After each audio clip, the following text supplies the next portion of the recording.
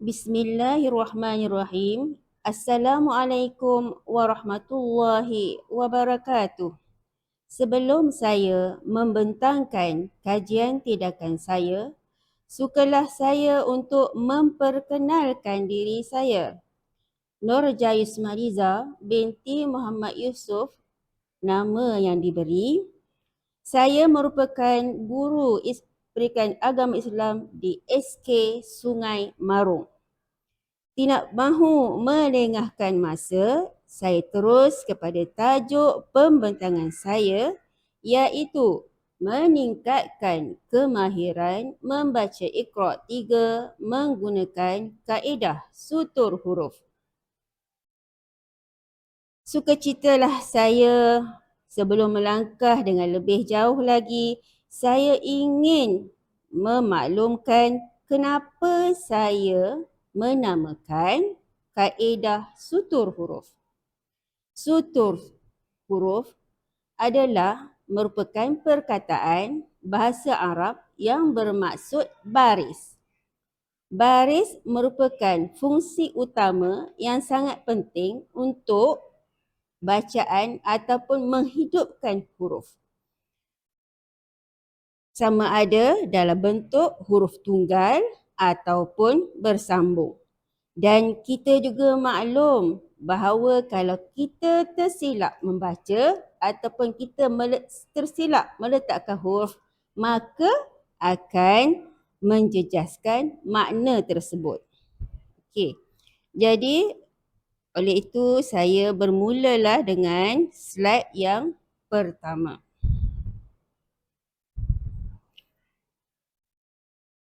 Refleksi atau isu keprihatinan. Apabila saya membuat kajian ini, saya dapati ada murid tahun 6 yang masih lagi membaca Iqra' 3. Walaupun bilangan mereka tidak ramai, tetapi tidak sepatutnya mereka masih berada di tahap itu. Dan saya mengambil data ini daripada data tasmik yang kami ataupun pihak sekolah lakukan. Dan saya mendapat 3 orang murid daripada darjah atau kelas tahun 6. Dan inilah nama-nama murid yang saya suka menggunakan kaedah ini. Dan mereka ni nak memberitahu memaklumkan kepada semua, mereka ini sebenarnya ada salah seorang daripada mereka ni murid pemulihan dan alhamdulillah mereka ada yang telah berjaya. Okey. Ini adalah data daripada yang permulaan saya mengambil mereka daripada kehadiran bulan Mac dan April, iaitu bermula pada Iqra' 3 muka surat 12 dan dia berkain 15 dan juga muka surat 20 daripada Ferus. Seterusnya, fokus kajian. Kajian ini saya memfokuskan kepada 3 orang murid yang tidak boleh membaca mengikut baris huruf dengan betul ketika huruf bersambung. Sebagaimana contohnya, nak kenal huruf bersambung tu macam mana, bentuknya seperti ini. Ya. Kita ikutkan dha, hu, ma dan syahidu.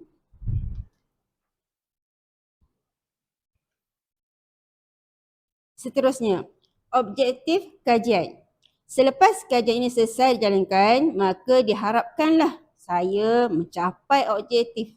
Dan saya telah membahagikan objektif ini kepada objektif umum dan juga khusus. Saya bermula dengan meningkatkan minat mereka untuk membaca Iqra'.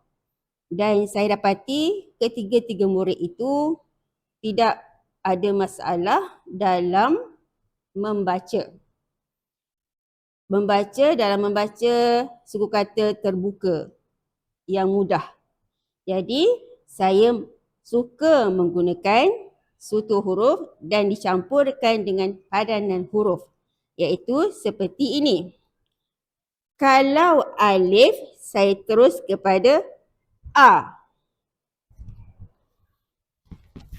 Kalau huruf ba, saya terus kepada huruf B. Dan ini memudahkan mereka untuk membunyikan huruf tersebut.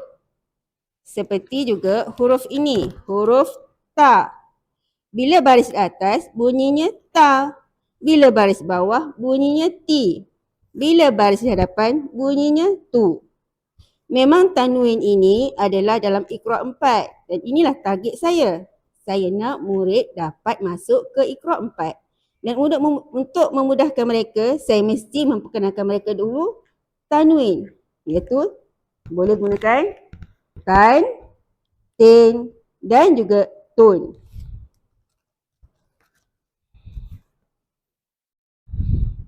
Seterusnya, ini objektif khusus saya cuba untuk meningkatkan penguasaan kemahiran membaca pelbagai baris. Iaitu seperti saya beritahu tadilah. A, I, U dan juga an, in, un. Kumpulan sasaran saya ialah pada murid tahun 6 yang belum melepasi Iqra' 3 kerana mereka ini adalah murid literasi Al-Quran. Dan apabila mereka melepasi Iqra' 4, maka nama mereka digugurkan dalam program RQ. Seterusnya, tindakan yang dijalankan. Kajian tindakan ini menggunakan kaedah sutu huruf yang sesuai digunakan kepada murid yang masih belum boleh membezakan huruf ketika bersambung sekaligus membacanya dengan mengikut baris yang betul. Baris satu dan juga tanwin. Seterusnya, kaedah sutur yang digunakan seperti berikut. Saya bermula dengan pengenalan huruf. Mereka mesti, kalau dah Iqra' 3, kebanyakannya hurufnya dah bersambung. Contohnya, seperti dha, hu, ma. Mereka tak kenal huruf yang berada di bahagian tengah. Jadi, saya akan meminta mereka mencari huruf tersebut. Apabila berjumpa, contohnya begini, cari huruf yang sama. Okey. Mereka kena cari pula baris. Sama ada ia baris atas, baris bawah ataupun baris hadapan. Bila tengok kepada sini, baris hadapan. Jadi bunyinya apa? Ha, hi, hu.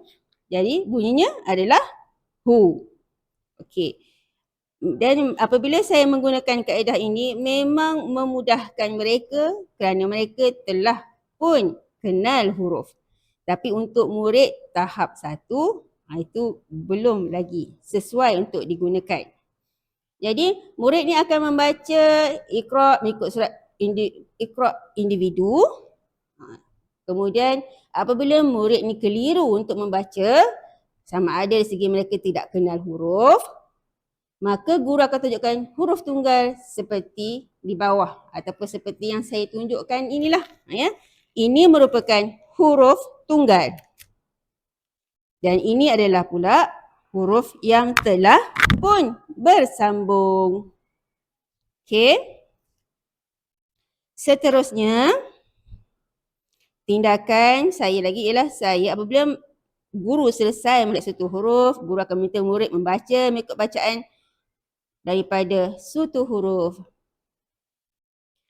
Saya melaksanakan kaedah ini pada waktu ataupun hari Selasa hingga Khamis pada waktu pagi pukul 7 lebih sebelum mereka masuk ke kelas.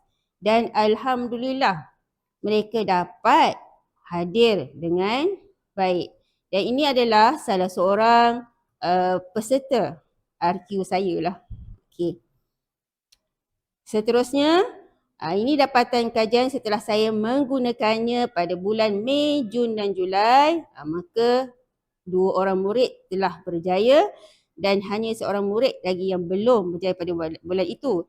Dan selepasnya alhamdulillah dia telah pun berjaya menyelesaikannya sehingga dapat mencapai ke Iqra' 4. Alhamdulillah.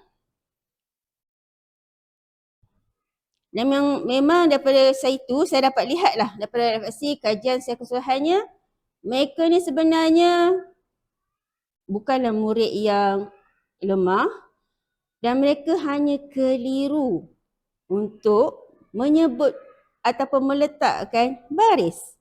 Dan dia juga keliru. Huruf tu huruf apa ya? Jadi apabila saya menggunakan huruf tunggal, membantu untuk memudahkan dia untuk kenal atau ingat kembali huruf yang mereka belajar pada Iqra' 1. Ini kemudian cadangan untuk kerjaan yang seterusnya pula ialah saya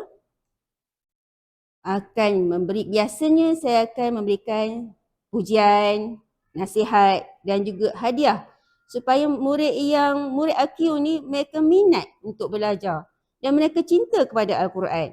Sebab orang yang suka ke Al-Quran mendapat rahmat daripada Allah Subhanahu wa Ta'ala. Cadangan yang seterusnya kerana saya tahu bila dah Iqra' 3, kebanyakannya mereka ni dia dah pandai beza dah panjang dan pendek. Oleh kerana tahun ini saya tidak berjaya untuk mengajar tahap 2, tahun 6 apatah lagi. Jadi saya cuba pula untuk bagi kaedah yang terbaru iaitu kaedah Sahmun, iaitu anak panah. Anak panah untuk membezakan bacaan panjang dan pendek. Contohnya ba, contohnya ti, contohnya du. Okey. Jadi supaya ni saya akan cuba lagi supaya murid daripada SK Sungai Morong kosong RQ. InsyaAllah. Ya. Itu sahaja pembentangan daripada saya. Diharapkan kita dapat sama-samalah benda yang baik sama dikongsi. Sebab ilmu ini tidak akan hidup kalau ia sekadar pada diri sendiri. Okey, sekian, terima kasih. Assalamualaikum warahmatullahi wabarakatuh.